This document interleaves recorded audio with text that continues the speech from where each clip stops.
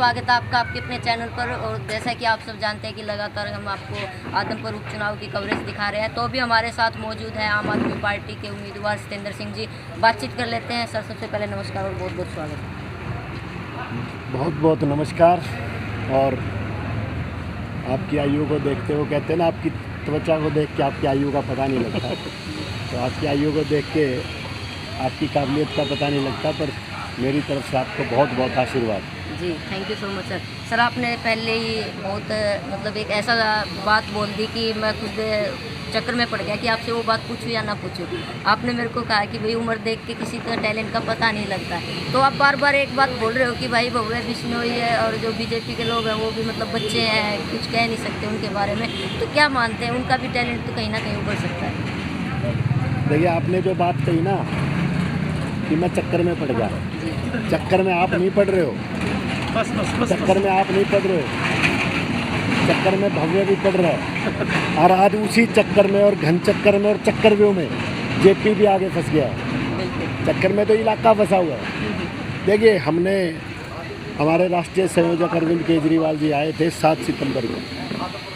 7 सितंबर को हमने आम आदमी पार्टी की सदस्यता ली और उन्होंने उस दिन एक आह्वान किया था व्यवस्था परिवर्तन को लेकर। देखिए, ये लड़ाई है देसी बनाम विदेशी की। देसी मतलब जो आदमपुर का बेटा है, आदमपुर का सतेंद्र। एक है जो दूसरे 200 किलोमीटर दूर से आया। अभी मैं एक जगह बैठा था और वो साथी बड़े खुश थे। मैंने पूछा, भाई इस खुशी का राज क्या है, इतने खुश क्यों हो रहे हो? बोले, भाई साहब हमारी तो पूंजी मरी पड़ी थी कि मेरा बावड़ जी। तो तीसरा प्रत्याशी है विदेशी। उनके पिताजी दिल्ली चंडीगढ़ 300-400 किलोमीटर की रेंज में होते थे। ये तो उतनी दूर से आए हैं कि मुझे तो किलोमीटर में भी नहीं पता वो हज़ारों में कितना किलोमीटर है। अमेरिका से आए हैं। एक बुजुर्ग ने कहा कि सतेंद्र जी, 2 चीज़ें होती हैं। बोला, हथियार हाथ का और नेता साथ का। आपके हाथ में मौके पे जो हथियार हो वो हथियार है, और नेता वो है जो आपके साथ खड़ा है। आदमपुर विधानसभा के 24 साल के 26 साल के जिस वनवास का कुलदीप जी जिक्र करते हैं, उस वनवास के सबसे ज़्यादा उत्तरदायी, उस वनवास का सबसे ज़्यादा अगर उत्तरदायित्व तो किसी का है तो 24 साल से विधायक रहे कुलदीप बिश्नोई और इस परिवार का है। आप बोल रहे हो कि भाई जो कैंडिडेट मेरे सामने खड़े हैं, मेरे अपोजिट में जो मेरे कॉम्पिटिटर हैं वो विदेशी हैं। अब हम भी क्या है, अगर हमें कहीं आगे ऊंचे लेवल पे काम करना है, अब हमें पढ़ लिख के आगे बढ़ना है, तो हम भी बाहर विदेश में हायर स्टडीज़ के लिए हायर बिजनेस प्लान करते हैं। मतलब बिजनेस आइडियाज़ भी हम प्लान करते हैं कि भाई हमारा बिजनेस आगे बढ़े, हम पढ़ लिख के और भी आगे बढ़े। तो आप उसको विदेशी तो नहीं कह सकते।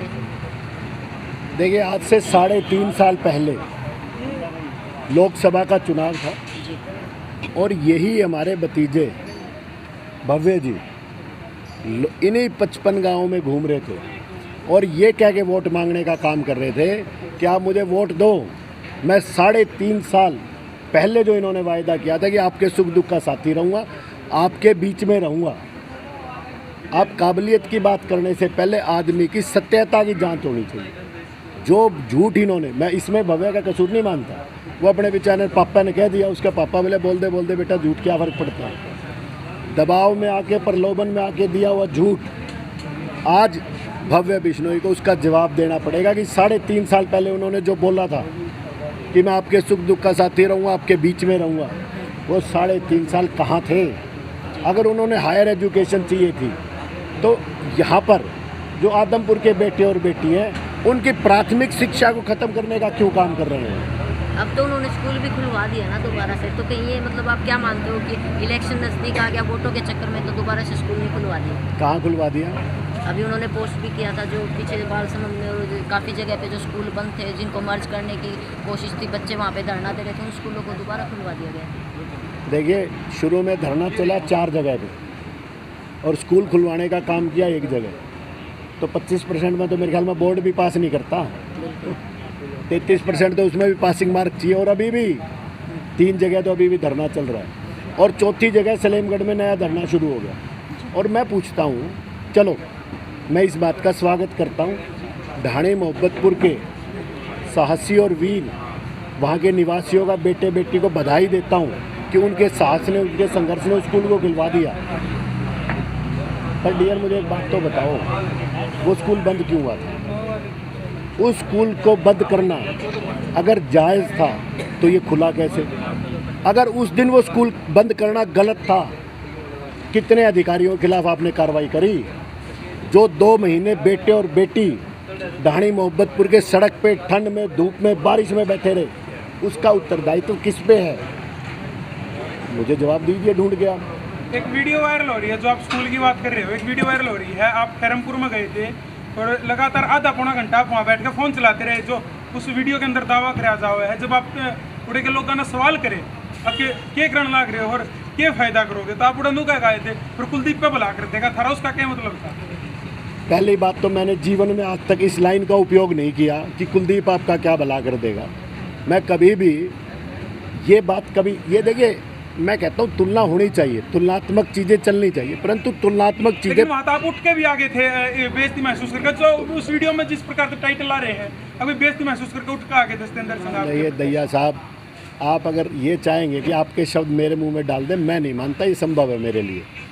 आपके शब्द मेरे मुंह में नहीं डलेंगे। देखिए, आप किसी धरने पे जाते हैं, आप किसी धरने पे जाएंगे तो वहाँ से वापस तो आएंगे।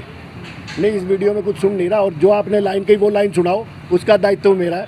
अगर वो लाइन नहीं सुनाई तो आप पे क्या जुर्माना लगा जाए वो भी बताओ। वीडियो वायरल हो रही है। नहीं, देखिए वीडियो वायरल होना और जो शब्दों का आपने प्रयोग किया, मैं मानता हूँ सभ्यता है हमें, सौम्यता है हमें। हम लड़ते हैं तो भी एक सुंदरता से लड़ते हैं। हम लड़ते हैं उसमें भी कहीं ना कहीं एक, मैं ये कहता हूँ, एक स्टैंडर्ड मेंटेन रहता है। मैं जीवन में आज ये धरने, और फिर आप कहते हो उठ के आगे, अब आप मेरे पास बैठे हो ना, उठ के तो आप भी जाओगे। नहीं, दावा किया जा रहा है जिस प्रकार से वीडियोस, जिस प्रकार से सत्येंद्र जी वीडियोस वायरल हुए हैं, उन वीडियोस के अंदर जिस प्रकार से दावा किया जा रहा है, टाइटल देखे जा रहे हैं, अगर उठ के आगे, वो मतलब विपक्ष की चाल है या क्या मामला, वो पूछना चाह रहे हैं हम आपसे, वो चाल है क्या सच्चाई? आपको वही बता रहा हूँ जी। देखिए दैया साहब, बुजुर्ग ये कहते थे कई बार कानों सुनी और आंखों देखी भी गलत हो जाती है। हाँ। कोई भी चीज़ बुजुर्ग कहते हैं पहले तोल लो फिर बोलो। मैं उस चीज़ को बड़ी गहराई से मानता हूँ। मैं कभी भी जल्दबाजी में, आवेश में उन शब्दों का प्रयोग नहीं करता जिन शब्दों के लिए मुझे बाद में पछताना पड़े। नंबर 1। नंबर दूसरा, अभी मैंने बताया कि मैं कभी ये नहीं कहता, उत्तरदायित्व है कुलदीप बिश्नोई का। 24 साल विधायक थे इस इलाके के। इस इलाके का प्रतिनिधित्व लोकसभा और विधानसभा में कुलदीप जी ने और उनके परिवार के सदस्यों ने किया है। मैंने, आपने मुझसे बात करी, उससे पहले मैंने एक ही शब्द किया, धरने पर राजनीतिक बात करना मैं मानता हूँ ये सामाजिकता के खिलाफ है। आपने कहा भाई आप धरने पे बोले नहीं, भाई धरने पे बोलना ज़रूरी थोड़ी ना, सुनना भी तो ज़रूरी होता है, समझना भी तो ज़रूरी होता है। आप फ़ोन के अंदर गूगल है, गूगल के अंदर आप कई बार आंकड़ों को चेक करने का भी तो काम करते हैं। केवल और केवल बोलना just for the sake of arguments कि मैंने बोलना है, मैं नहीं मानता वो चीज़ कोई अच्छी चीज़ है। दूसरी चीज़, जी जी जी, यहाँ पर बहुत समय लोगों में ये चर्चा रहती है कि नॉन अवेलेबिलिटी ऑफ लीडर। जो यहाँ से विधायक थे, जिनको विधायक चुना गया, उनकी अनुपलब्धता, उनकी अनुपस्थिति इस चुनाव का मुख्य मुद्दा है। आज हम उपस्थित तो हैं, आज हम उपलब्ध तो हैं, जो व्यक्ति उपलब्ध ही नहीं है उनसे सवाल क्यों नहीं किए जा रहे? विष्णु ये कहते हैं भाई हर एक व्यक्ति को नाम से जानते हैं आदमपुर में। ये कोई कहता है कि मतलब ये आप कह रहे हो कि भव्य जी ने कहा है हर व्यक्ति को जानते हैं, हर व्यक्ति। मैं तो देखो बड़ी साधारण सी एक बात कहना चाहूँगा, मेरे को और भव्य जी को एक कमरे में बिठा दो, 55 गांव के नाम जो पहले लिख दे उसको विधायक मान लेना, जो पीछे रह जाए उसको छोड़ देना। और अब तो तीसरे आ गए जयप्रकाश जी, उनको भी बुला लो, तीनों को मैदान में बुला लो, मंच पे बुला लो। और भव्य जी को तो एक और छूट देता हूँ मैं, भतीजा है, बेनिफिट देते हैं। जैसे गोयत साहब बैठे मेरे बराबर में, मैंने इनको अभी आशीर्वाद दिया। हमारी परंपरा है, हमारी संस्कृति है। मैं कहता हूँ कुलदीप जी को भी बिठा लो भव्य जी, 180 बूथों पे एक आदमी का नाम लिख के दे दो मेरे को, मैं मान जाऊँगा। आप लिख दोगे? आप लिख दोगे? मैं तो आपसे निवेदन कर ही रहा हूँ, क्या ये बातें एक क्या सुनो, बातें जनता के बीच में क्या बातें लेकर के चल रहे हैं? देखिए वायदे क्या होते हैं, मैं एक चीज़ मानता हूँ, जब आप लोगों के साथ रहेंगे, लोगों के बीच में रहेंगे, तो मैं ये मानता हूँ कि वो परिस्थिति नहीं आएगी कि आपको उनसे पूछना पड़े कि आपको क्या दिक्कत है, क्या तकलीफ़ है। जब आप वहाँ रहेंगे तो उस दुख तकलीफ़ के आप साझेदार होंगे। हम मुद्दा यही है कि यहाँ पर विधायक या जो भी प्रतिनिधित्व जिसने इस इलाके का किया वो यहाँ उपलब्ध ही नहीं रहा, उनसे मिलने के लिए प्लानिंग करनी पड़ती है। अब ये हमारे साथी डियर घर जाते हैं तो ये तो होता होगा कि अपने घर पे फ़ोन करते होंगे भी मैं घर आ रहा हूँ, पर मुझे नहीं लगता ये सोशल मीडिया पे भी बताते होंगे कि आज मैं घर जाऊँगा साथियों। देखिए कैसी विडंबना है। कुलदीप बिश्नोई जी जिस आदमपुर को अपना परिवार मानते हैं, जिस आदमपुर को अपना घर मानते हैं, उसमें आने के लिए अखबार में छपवाते हैं 2 दिन के दौरे पर आदमपुर आएंगे कुलदीप बिश्नोई। अरे कैसा मजाक है यार लोकतंत्र का, कैसा मजाक बना रखा है। और बौखलाहट देखिए, बौखलाहट देखिए, एक आप इनको देखो कितना आत्मविश्वास है इस चेहरे के ऊपर। एक कुलदीप जी कितनी बौखलाहट है, बालसमंद गांव में हाथ जोड़ के कह रहे हैं लोगों से आम आदमी की बात मत सुनने जाना, आम आदमी पार्टी वालों की मत सुनना, मेरे से हाथ जुड़ा लो। हमारी शिक्षा अधिकार पंचायत थी, राष्ट्रीय सलाहकार अनुराग ढांडा जी ने कहा था 1 महीना नहीं हुआ हमें, आदमपुर में आए और हाथ जुड़ा दिए। थोड़े दिन रुको, पैर भी पकड़ेगा और घुटनों पे भी आना पड़ेगा, क्योंकि इन लोगों ने लोकतंत्र का मजाक बना रखा है। कुलदीप बिश्नोई ने भाजपा क्यों ज्वाइन किया, आपको क्या लगता है? देखिए 2 चीज़ें हैं जी। कुछ तो वो एक ना टीवी में नाटक आता है, उसमें वो बोला कुछ तो गड़बड़ है, CID देखो इंटेलिजेंस अब झलक रही है चेहरे पे, कुछ तो गड़बड़ है। मैं तो ये पूछ रहा हूँ, मुझे कुलदीप जी के कुछ फैसलों को ना मैं समझ नहीं पाया। आपको मिलेंगे कुलदीप जी, आप पूछना। दैया साहब बड़े जोश के साथ पूछते हैं, भाई ज़्यादा जोश ना डरना जे वो कदे दैया साहब। अरे दैया साहब हम तो गलियों में फिरने वाले हैं, हमें तो घर वालों ने गली में छोड़ दिया पैदा करके, भाई बढ़ जाओ और पढ़ जाओ। हम तो वहीं सरकारी स्कूल में, सरकारी कॉलेजों में पढ़ गए। कुलदीप बिश्नोई को है, आप घने बढ़ गए, आप करोड़पति हो रहे हो। मैं कहता हूँ अगर 24 साल से इस इलाके का प्रतिनिधित्व मैं कर रहा होता, आज आदमपुर विधानसभा के हर घर में हर बेटा और बेटी करोड़पति हो चुका होता। दैया साहब ये कुलदीप बिश्नोई की विफलता है कि आदमपुर में उसको करोड़पति भी ढूंढने पड़ रहे हैं, 1-2 हैं, और उसकी भी उसको पीड़ा है। कुलदीप बिश्नोई को पीड़ा है, कुलदीप बिश्नोई को पीड़ा है इस बात की कि ये किसान का बेटा, ये किसान का बेटा करोड़पति क्यों है। अगर आप नेक नियत की कमाई से करोड़पति बनते हो तो ये इस इलाके का स्वाभिमान है। हमारे बेटे अगर गोल्ड मेडल जीतते हैं ओलंपिक में, एशियाड में, तो हम ये थोड़ी ना कहते हैं 1 किलो सोना जीत लाया, हम कहते ये गोल्ड हमारे लिए जीत के लाया है, वो अपने लिए नहीं जीत के लाते। देखिए विडंबना है, ये सामाजिक विडंबना है। हम किन लोगों पे भरोसा कर रहे हैं? अब समय आया है जागने का, अब समय आया चीज़ों को समझने का। और आदमपुर की जागरूक मतदाता ने फैसला कर लिया, मन बना लिया इन चीज़ों के लिए कि अब इन चीज़ों के खिलाफ अपने मताधिकार का, अपने वोट की चोट का उपयोग करेंगे। अब देखिए दैया साहब कितनी बड़ी पार्टी कांग्रेस होती थी, 100 साल पुरानी पार्टी, कांग्रेस आई। अब लोग कह देते हैं कांग्रेस गई, उनको गढ़ है। बयान सुने मैंने उनके नेताओं, आदमपुर तो हमारा गढ़ रहा है, आदमपुर तो हमारा गढ़ रहा है। अरे भाई गढ़ है तो 1,65,000 मतदाताओं में 1,65,000 मतदाताओं में एक भी काबिल बेटा बेटी नहीं मिला कांग्रेस को।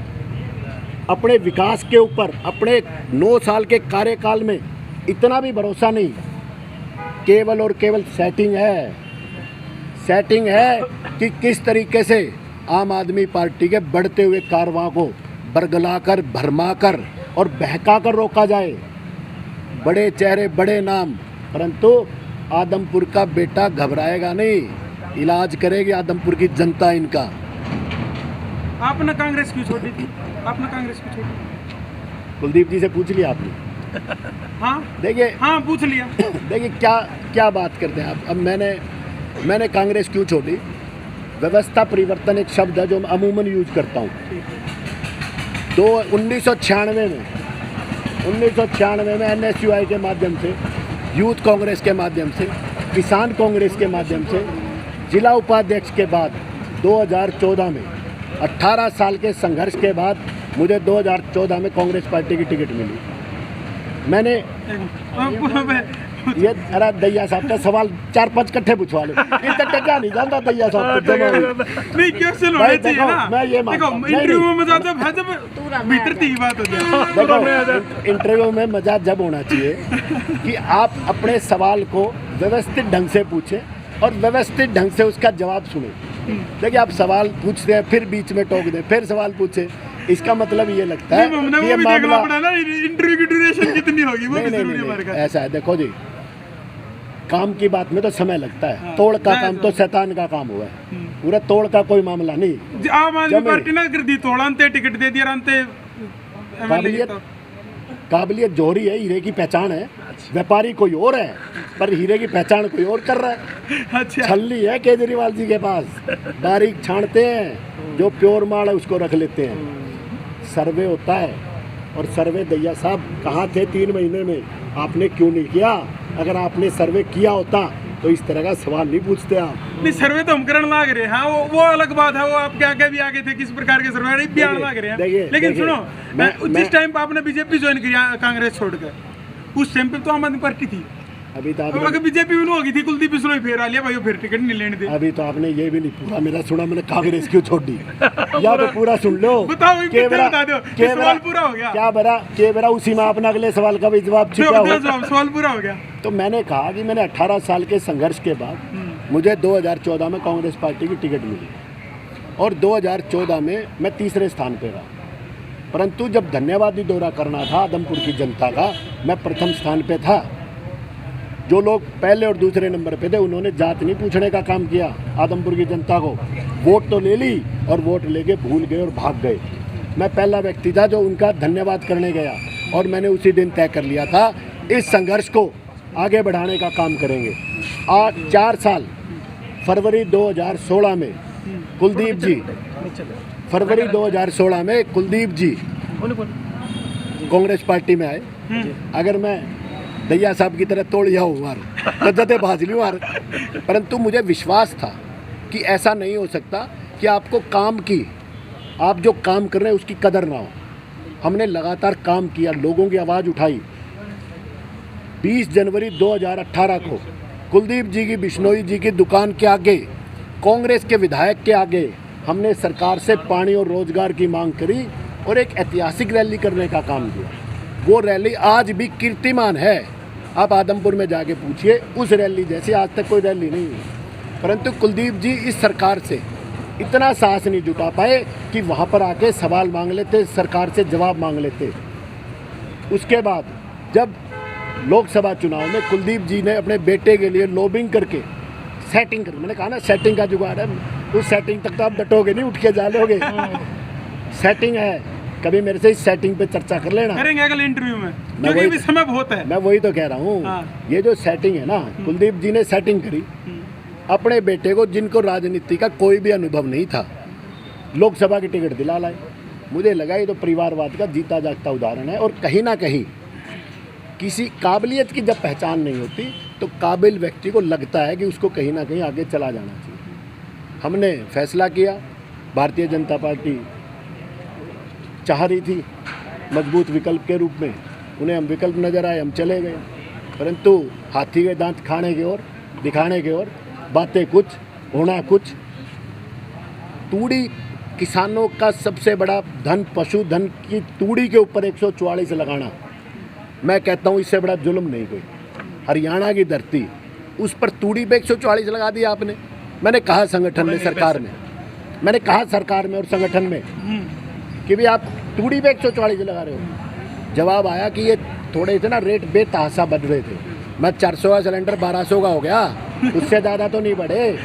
50 का डीजल 100 का हो गया, 70 का पेट्रोल 100 पार हो गया, सीमेंट बढ़ गई, सरिया बढ़ गई, क्या चीज़ नहीं बढ़ी।